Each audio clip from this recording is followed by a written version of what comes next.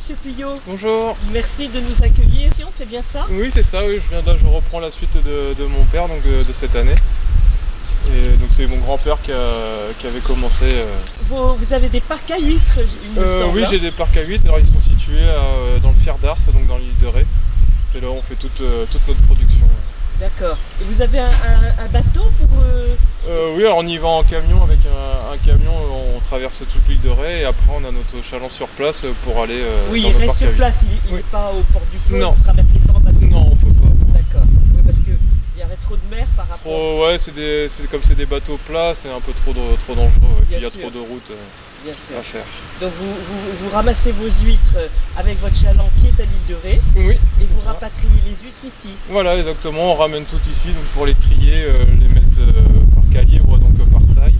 Et après on remet les retours qu'on ramène sur l'île de Ré. Et le reste c'est pour vendre sur les marchés et pour les restos. Alors vous livrez, donc vos clients ce sont des particuliers, des restaurants. Alors principalement oui les clients, alors beaucoup sur les marchés, dont le marché de Loumont. Et après un marché à La Rochelle et un marché à la Faute-sur-Mer que l'été. Et après je fournis les restos, donc le resto à Loumont, la Passerelle, et le resto Comptoir Saoufé à La Rochelle, un bar à 8. D'accord, très bien. Eh bien c'est bien. Et vous avez commencé jeune avec votre père? Oui, depuis tout petit on va dire. Ouais. Après je suis allé au lycée maritime à La Rochelle où j'ai passé mon BEP et Bac Pro Culture Marine. Et donc j'ai toujours travaillé dedans. C'est votre monde. Voilà. Est-ce que vous avez trouvé des perles quelquefois? C'est arrivé, les clients ont arrivé, c'est arrivé 2 fois. 2 fois? Ah bah Ouais. quand même. C'est bien ça. Et qu'est-ce qui vous plaît dans ce métier? C'est la nature, être à l'extérieur. On dépend aussi justement, on dépend de la nature, de voir d'autres climats, c'est jamais le même climat, et puis on fait jamais vraiment la même chose tout au long de l'année. Oui, parce que vous avez la partie exploitation puis la partie vente aussi sur les marchés. Voilà, ouais, faire plaisir aux clients en faisant découvrir notre métier. Et puis il vous arrive, je crois, de recevoir pour des personnes pour montrer votre métier aussi. Oui, Faites voilà. un peu de pédagogie. Voilà, c'est ça, oui. C'est Alors on sympa. fait ça, on fait aussi sur les mariages, les événements. Donc, beaucoup sur les mariages ou des comités d'entreprise qui veulent venir pour faire une dégustation. Ah, très bien, parfait. Et quelles sont les huîtres qui se vendent le plus? On parle souvent du numéro 3, c'est vrai Oui, ça? c'est ça, ouais, numéro 3, c'est la moyenne, c'est ce qu'on retrouve le plus souvent. Ouais. C'est ce qui est le plus demandé par Oui. les clients. Oui, ouais. Et vous vendez du 2, du 3, du 4 On fait tous les numéros, du 4 jusqu'au 1. Ouais. Ah, jusqu'au 1. Oui. D'accord, il y a vraiment quand même très des grosses. amateurs pour le 1. Oui, il y en a, ouais. Alors après, c'est beaucoup, se vend beaucoup au four en fait. Beaucoup cuisiné ces numéros-là. Bien Mais il y sûr. en a qui les mangent comme ça. Oui, donc on parlait des clients, mais vous avez encore d'autres clients sympathiques, il me semble. Oui, donc là j'ai les vieux crampons là, qui viennent de changer de propriétaire. Donc c'est des anciens joueurs avec qui j'ai joué à Piboro également. Et je fournis aussi le club des supporters du Stade Rochelet.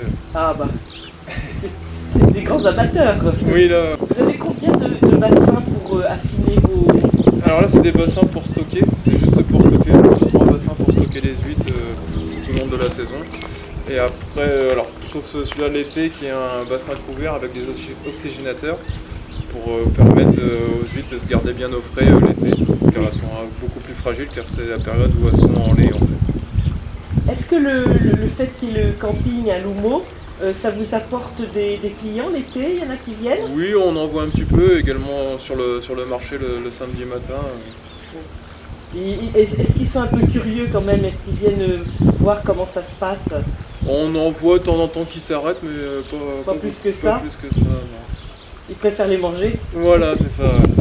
Sans vous poser de questions. Après, j'en vois beaucoup, s'ils sont demandeurs, c'est au petit port du Plon, le petit bar, et quand il fait des événements, ça m'arrive d'en faire avec lui et faire des assiettes d'huîtres, et donc là, c'est vrai qu'on voit un peu plus les gens du camping. Est-ce que vous participerez à la fête du Plon? Du port du Plon? Normalement, non, c'est pas prévu, parce que c'est un samedi, je fais le marché le samedi Ah matin. ben oui, ouais. c'est vrai, ça va être compliqué là. On peut pas être au four et au moulin. Voilà, ouais. D'accord. Est-ce que Noël est toujours la grosse période, je crois, pour vendre des huîtres? Oui, c'est ça, ouais, c'est vraiment la plus grosse période de l'année Bah là, on fait beaucoup de comités d'entreprise sur Lyon, Saint-Étienne, et puis également là sur La Rochelle. Ah oui, d'accord, vos huîtres vont loin de l'Oumour en fait. Oui, pour l'hiver, oui. Vous régalez beaucoup de Français Voilà, finalement. ouais. D'accord. Est-ce que aujourd'hui les huîtres se portent bien ou est-ce que par exemple elles souffrent de l'envasement on parle d'envasement de la baie Oui, l'envasement ça pose quand même problème parce que ça passe dessus donc ça les aide pas à se nourrir, ça les fait mourir. Hein.